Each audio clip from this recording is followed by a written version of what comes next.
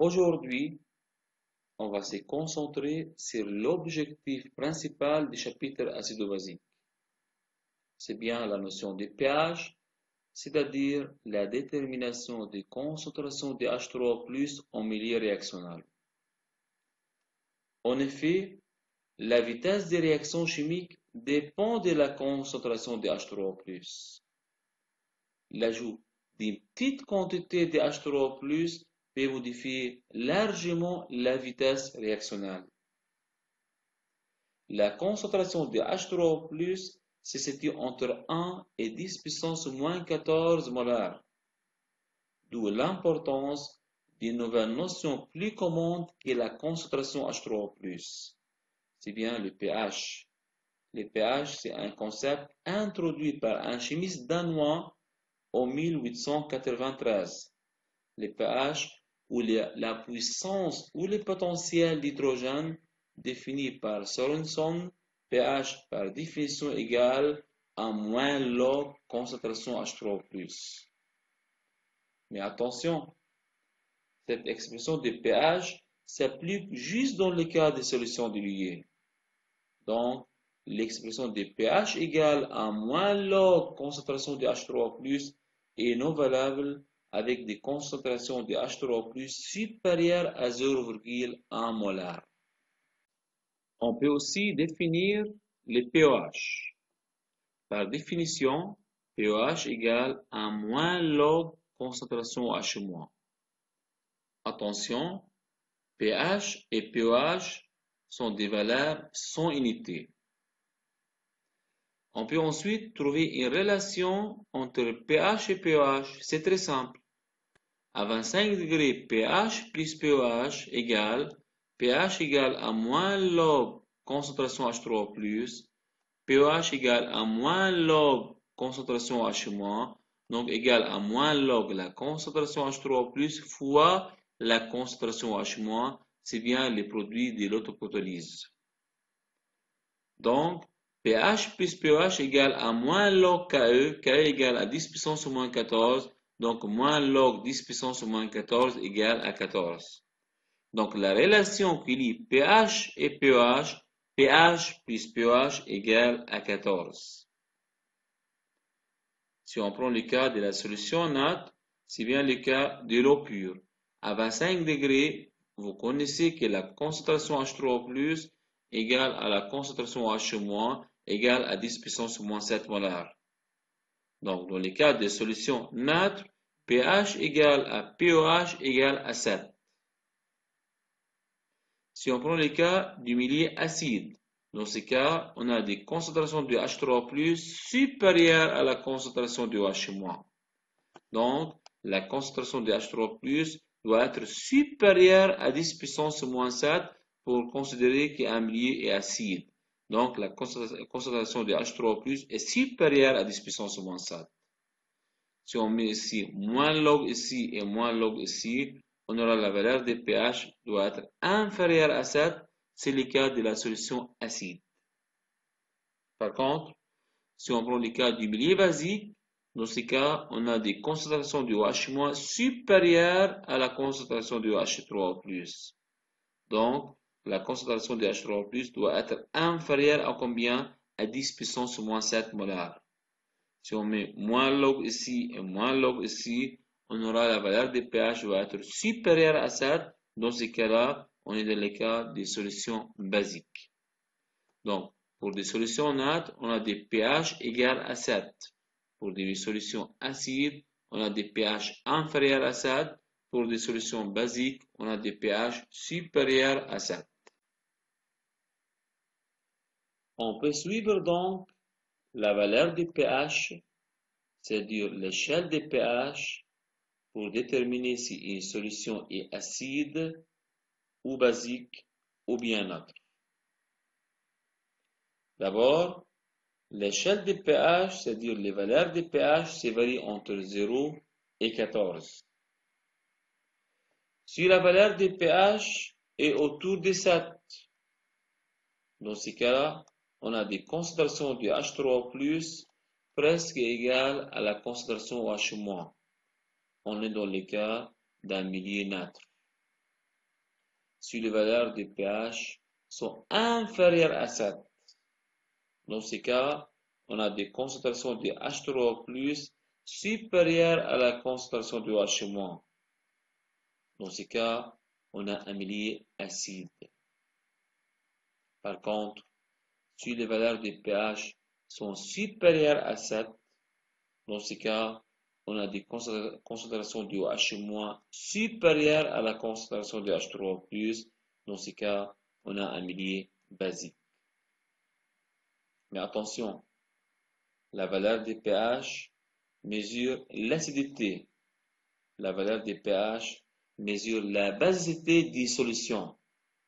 Mais la valeur de pH ne mesure jamais la force de l'acide ni la force d'une base. Attention, pour mesurer la force de l'acide ou la force d'une base, il faut suivre la valeur du pKa. Voici quelques exemples de la valeur de pH de quelques composés. Mais attention, le pH est très important dans le phénomène biochimique. Vous connaissez que dans l'estomac, le milieu est acide. Le pH du site gastrique dans l'estomac est autour de 1. Dans le sang, les plasmas sanguins ont des pH presque égaux à 7,4. Par contre, dans le pancréas, la valeur des pH est autour de 9. Vous pouvez profiter pour apprendre et connaître la valeur des pH de quelques composés acides et de quelques composés basiques. Ensuite, on a la relation de Henderson, une relation très intéressante et à suivre avec attention.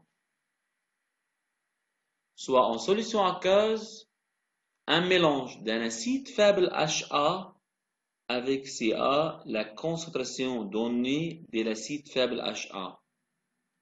Donc, c'est bien un mélange d'un acide faible HA et sa base conjuguée à moins, avec Cb, la concentration donnée de la base conjuguée à moins. L'équilibre chimique du couple HA à moins, HA plus H2O, HA va donner sa base conjuguée à moins plus H3O+. Cet équilibre chimique du couple HA à moins est caractérisé par une constante d'acidité Ka. Ka égale à la concentration de la base A- fois la concentration H3O+ sur la concentration de l'acide HA. Si on cherche la concentration de H3O+ en fonction du Ka et le rapport de quoi? De la concentration de l'acide et la base. Donc, la concentration H3O+ égale à Ka fois la concentration HA sur la concentration de la base A-. Si on met log ici et log ici, on aura tout simplement le log H3O+ égale à log Ka plus log de la concentration de HA sur la concentration de la base A-. Si on met ici moins log H3O+, et ici moins log Ka, vous connaissez que moins log la concentration H3O+, c'est bien pH, et moins log Ka, c'est bien pKa. Donc, on peut avoir une relation entre pH et le pKa. Tout simplement, donc pH égale à moins log de la concentration H3O+, donc égale à moins log Ka moins log de la concentration HA sur la concentration de quoi? De A-. Donc, pH égale moins log Ka, c'est bien le pKa. Donc, pH égale à pKa plus la concentration A-, c'est bien la concentration de la base conjuguée, c'est bien Cb, sur la concentration de l'acide HA, c'est bien la concentration de Ca, c'est bien la concentration de l'acide faible HA. Donc, la relation de Henderson, c'est bien pH égale à pKa plus log de la concentration de la base conjuguée à moins sur la concentration de l'acide HA. Donc, La relation de Henderson, pH égale à pKa log la concentration de la base A-, c'est bien Cb, sur la concentration de l'acide Ha, c'est bien Ca. Mais attention, cette relation de Henderson s'applique dans le cas d'un mélange d'un acide faible Ha, avec sa base conjuguée A-. Donc, on a un couple acido-basique. Ha, c'est bien un acide faible, et A-, c'est bien sa base faible, sa base conjuguée faible. Donc, si on a un mélange d'un acide faible et sa base conjuguée, on peut appliquer cette relation pour calculer le pH de cette solution. Exemple. Calculer le pH d'une solution qui contient l'acide acétique CH3CODH de concentration égale à 0,2 molar et sa base conjuguée CH3CODNA de concentration 0,3 molar. On donne le pKa égal à 4,74. Donc, les couples HA-, les couples CH3CODH et CH3COD- avec un pKa égale 4,74. Les pKa entre 0 et 14, donc c'est bien un acide faible et sa base conjuguée faible.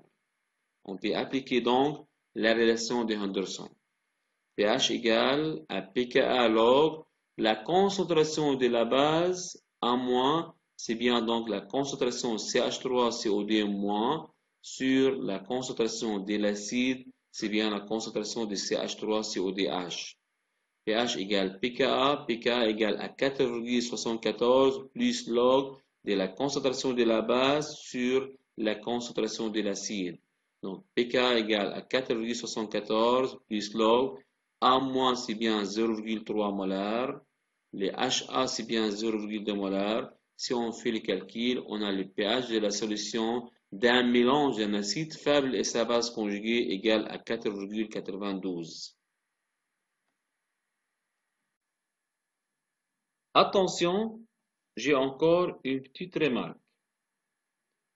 La relation de Henderson, pH égale pKa plus log de la concentration molaire de la base conjuguée A- sur la concentration de l'acide Ha. Par contre, la concentration égale au nombre de moles sur le volume.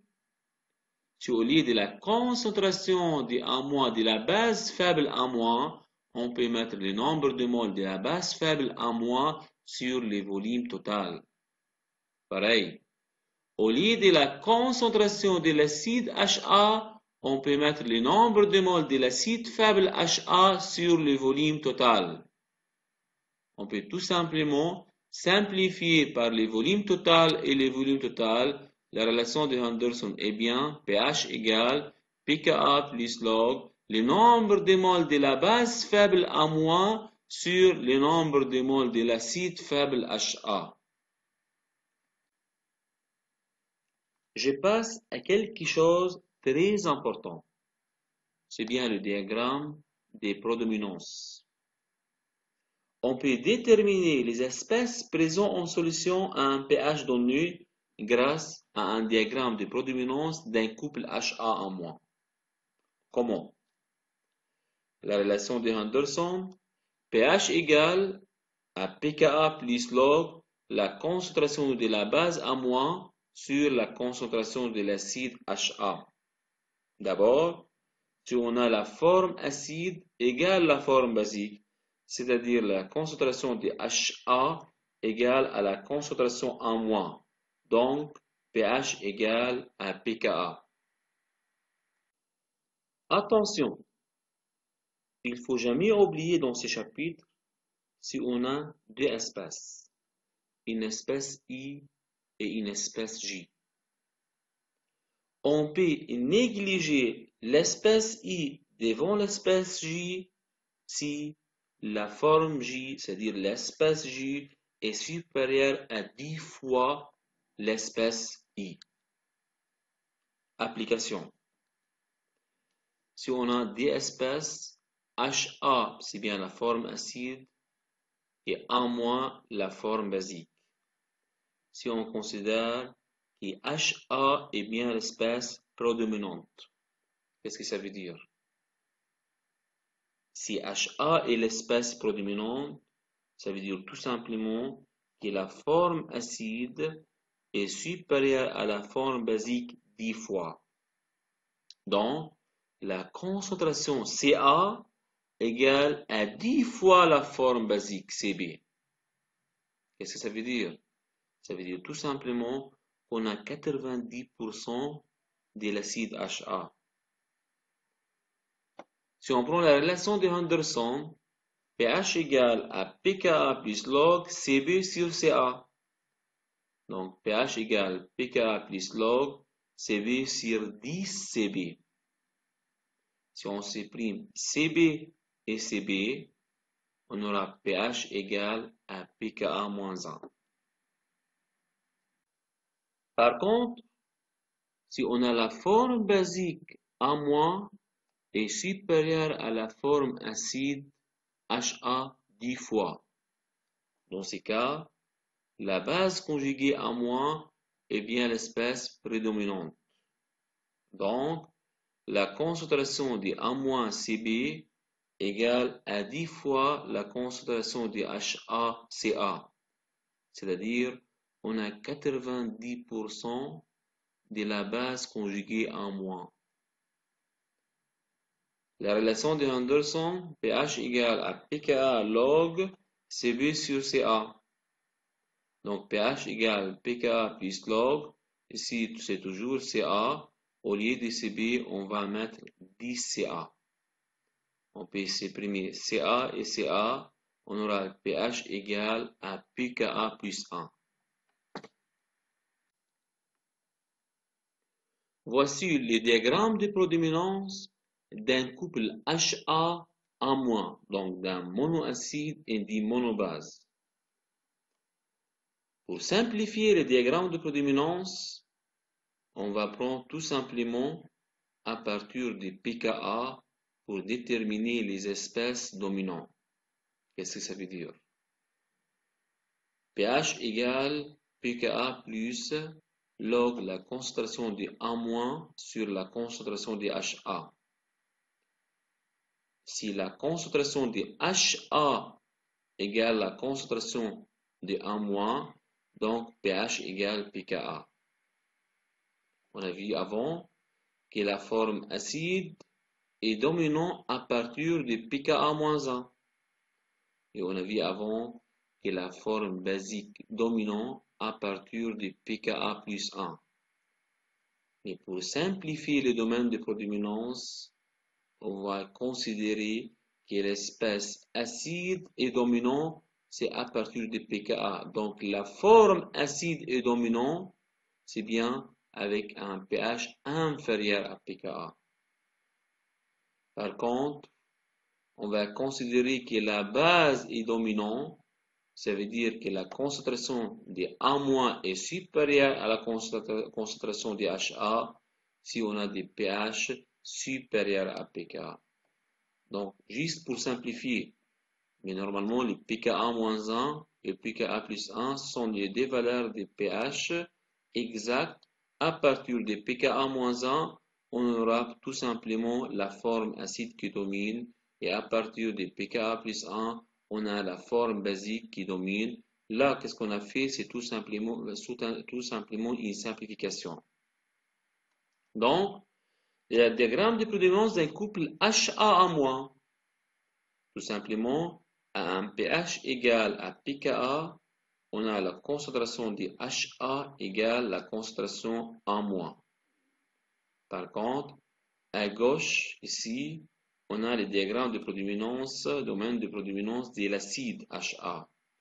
Ici, on a des pH inférieurs à pKa, et ici, on a la concentration de HA supérieure à la concentration de la base A-. À droite, on a bien sûr la domaine de prédominance de la base A-. On a des pH supérieurs à pKa, et ici, on a la forme basique est supérieure à la forme HA. On peut donc tracer le diagramme des prodominances pour chaque couple acido-basique. Tout simplement, on peut fixer la valeur des pKa. Quand la valeur des pH égale à pKa, on a la concentration de l'acide égale à la concentration de la base. À gauche, avec des valeurs des pH inférieures à pKa, on a le domaine des prodominances de l'acide. À droite, avec des valeurs de pH supérieures à pKa, on a le domaine des prodominances de la base. Maintenant, si on prend le cas d'un polyacide, c'est la même chose, sauf qu'avec un polyacide, on a plusieurs couples acido-basiques. Donc, on a plusieurs pKa. Un polyacide possède plusieurs protons. Donc, un polyacide présente plusieurs acidités. C'est-à-dire, on a plusieurs couples acido-basiques. Et pour chaque couple acido-basique, on a un pKa caractéristique. On va le noter pKa-I. Par exemple, si on prend le cas d'un diacide HDA, les HDA présentent deux protons, donc des fonctions acides, donc HDA, un diacide qui possède deux couples acido-basiques. Le premier couple, c'est bien HDA, HA-. Le deuxième couple, c'est bien HA-, A2-. Et pour les deux couples, chaque couple acido-basique est caractérisé par un pKa. Donc, les diacides HDA présentent deux pKa différents, soit pKa1 et pKa2. La valeur des constantes d'acidité Ka1 est supérieure à la valeur des constantes d'acidité Ka2. Pourquoi? Tout simplement, la première acidité est plus forte que la deuxième acidité.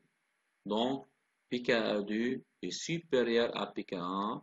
On a toujours du ordre croissant de la valeur de pKa dans le cas d'un polyacide. Donc, un diacide HDA possède deux couples acido-basiques. Et chaque couple acido-basique est caractérisé par une constante d'acidité Ka. Soit donc la première dissociation de l'acide HDA dans l'eau. HDA va donner sa base conjuguée HA- plus H3+. Les couples concernés, c'est bien HDA, HA-. Ce couple est caractérisé par une constante d'acidité Ka1. Ka1 égale à la concentration de H3+ fois la concentration de la base conjuguée, c'est bien HA-, sur la concentration de l'acide, c'est bien la concentration HDA. On peut appliquer la relation de Henderson pour le couple acido-basique HDA-HA-, soit pH égale à pKa1 plus log de la base de la concentration de la base conjuguée sur la concentration de l'acide, soit la concentration de HA- sur la concentration de l'acide HDA. Soit aussi la deuxième dissociation, HA- c'est une base lors de la première dissociation, mais HA- possède toujours un proton. Il peut se dissocier une deuxième fois dans l'eau pour donner A2- sa base conjuguée plus H3+. Donc, les couples concernés, c'est bien HA-, A2-. Ces couples est caractérisé par une constante d'acidité Ka2. Ka2 égale à la concentration de H3+, fois la concentration de la base, c'est bien A2-, sur la concentration de l'acide, c'est bien HA-. HA-, c'est un ampholyte. Ici, c'est une base. Ici, c'est un acide. Donc, HA-, c'est un ampholyte acido-basique. On peut ensuite appliquer la relation de Henderson sur le couple HA-, A2-, soit pH égale à pKa2 plus log de la base conjuguée sur l'acide. Donc, c'est bien la concentration A2- sur la concentration de l'acide HA-. On va tracer maintenant les diagrammes de prodominance d'un polyacide. C'est bien le diacide HDA. HDA possède deux couples acido-basiques. les couples HDA, HA- et les couples HA- AD-, avec toujours des constantes d'acidité Ka1 supérieures à Ka2, soit pKa1 inférieur à pKa2. Donc, je peux commencer avec le couple HDA, HA- avec pKa1. Si la valeur de pH égale à pKa1, ici, on a la concentration de l'acide égale à la concentration de la base. Donc, la concentration HDA égale à la concentration HA-. Si la valeur de pH est inférieure à pKa1, ici c'est le domaine de prédominance de l'acide. Donc, c'est bien le domaine de prédominance de HDA.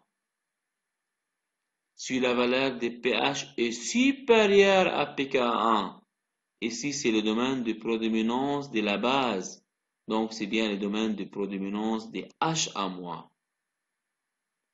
On peut continuer avec le deuxième couple, avec le couple HA- AD-. Si la valeur de pH égale à pKa2, ici on a la concentration HA- égale à la concentration AD-. Si la valeur de pH est supérieure à pKa2, ici c'est le domaine de prédominance des AD-. Donc, c'est bien le diagramme de prédominance d'un diacide HDA qui possède donc deux constantes d'acidité avec toujours Ka1 supérieur à Ka2, soit le pKa1 est inférieur à pKa2. Toujours ici, c'est bien le couple HDA, HA-, et ici, c'est bien le couple HA- AD-. Attention, on a HA-, c'est bien un ampholyte acido-basique. C'est bien la forme intermédiaire dans le diagramme de prédominance. HA-, c'est une base lors du premier couple acido-basique. HA-, c'est un acide lors du deuxième couple acido-basique. Application. Examen final 2015-2016. Exercice numéro 1. Considérons le diacide HDA avec pKa1 égale 3,6 et pKa2 égale 4,5. Précisez le ou les espèces présentes en solution à un pH égal 2,2. On a la réponse A ou bien B, C, D ou bien E.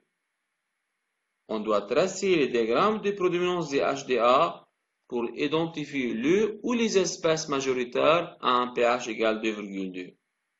C'est simple. Les diagrammes de prédominance des HDA, c'est bien. On va fixer ici le pKa1 pour le couple HDA-HA-, et ici c'est pKa2 pour le couple HA- AD-.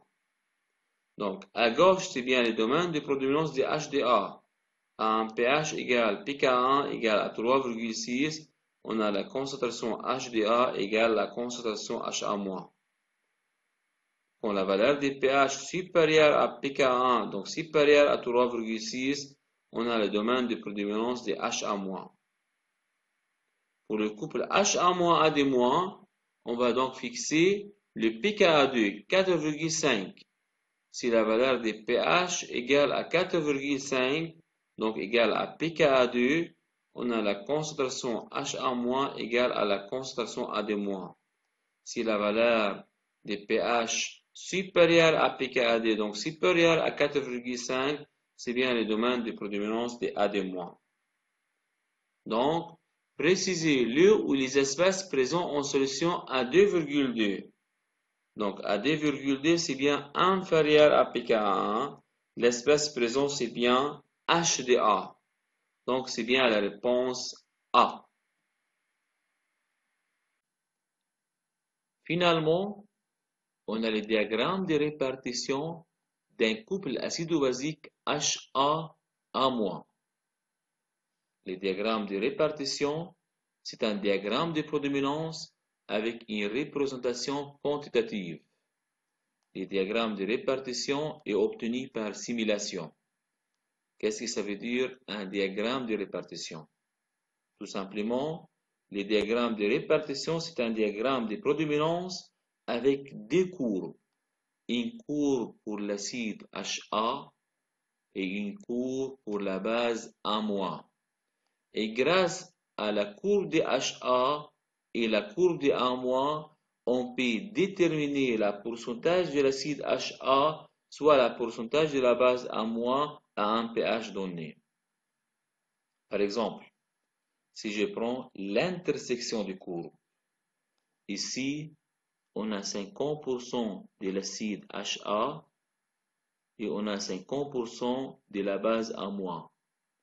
Ici, à 50%, on a pH égale à pKa.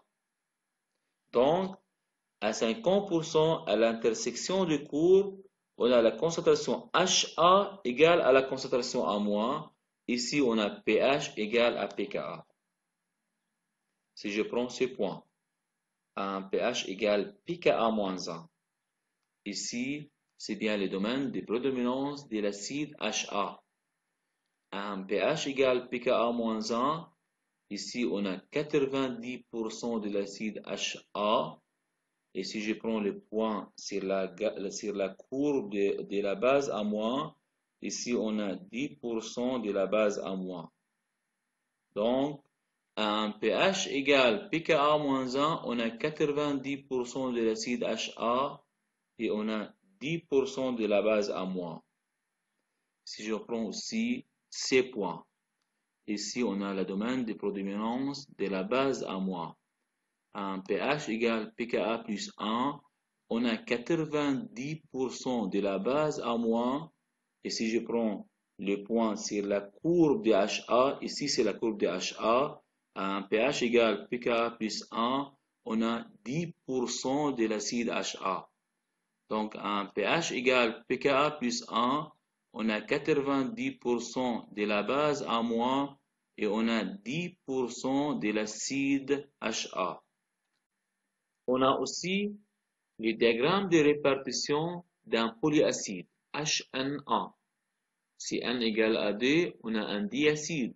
Si n égale à 3, on a un triacide. Dans les deux cas, que ce soit un diacide ou un triacide, toujours à l'intersection du courbes, on peut trouver la valeur des pKa caractéristiques pour chaque couple. Donc, de façon générale, si on a les couples acido-basiques HNA, HN-1A, on peut trouver à l'intersection du courbe la valeur des pKa caractéristiques. Exemple, si je prends le triacide H3PO4. H3PO4, c'est un triacide, donc il est caractérisé par trois constantes d'acidité. On a pKa1, pKa2 et pKa3. Voici les diagrammes de répartition du triacide H3PO4. Comment je peux trouver la valeur de pKa1 et la valeur de pKa2 et la valeur de pKa3 grâce au diagramme de répartition de H3PO4? C'est simple. Dans les diagrammes de répartition des triacides H3PO4, on trouve trois intersections. C'est normal, puisqu'on a trois couples acido-basiques. Les premiers couples, c'est bien H3PO4 et HDPO4-.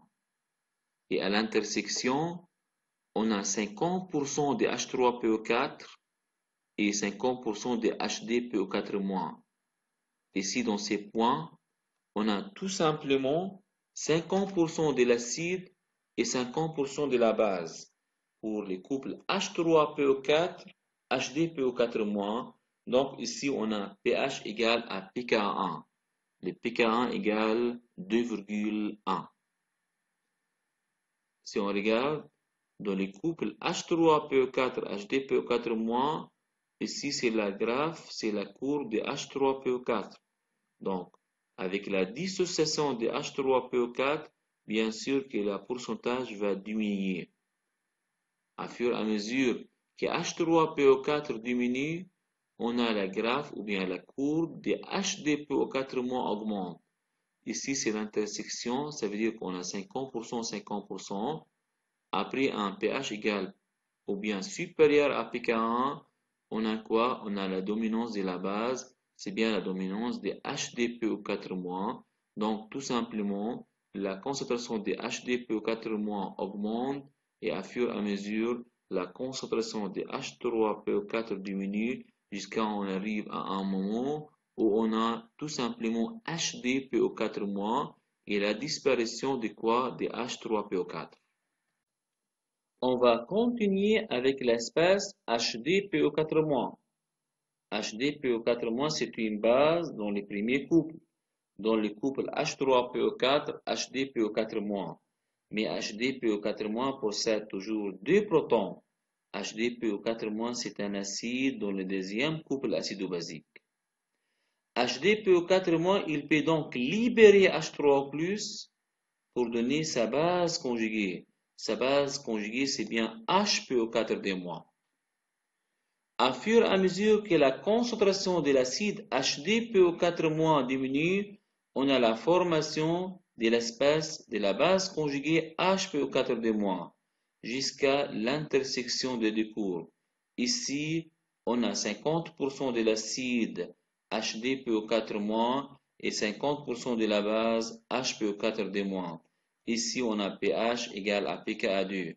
pKa2, c'est bien la valeur caractéristique des couples acido-basiques HDPO4- HPO4-. Donc, pKa2 égale à 7,2. Avec des valeurs de pH supérieures à pKa2, on a les domaines de prédominance de la base conjuguée HPO4- jusqu'à la disparition totale de l'acide HDPO4- et la formation de la base conjuguée HPO4- de façon majoritaire. De même, on a les mêmes raisonnements pour le troisième couple, pour les couples HPO4- et PO4-.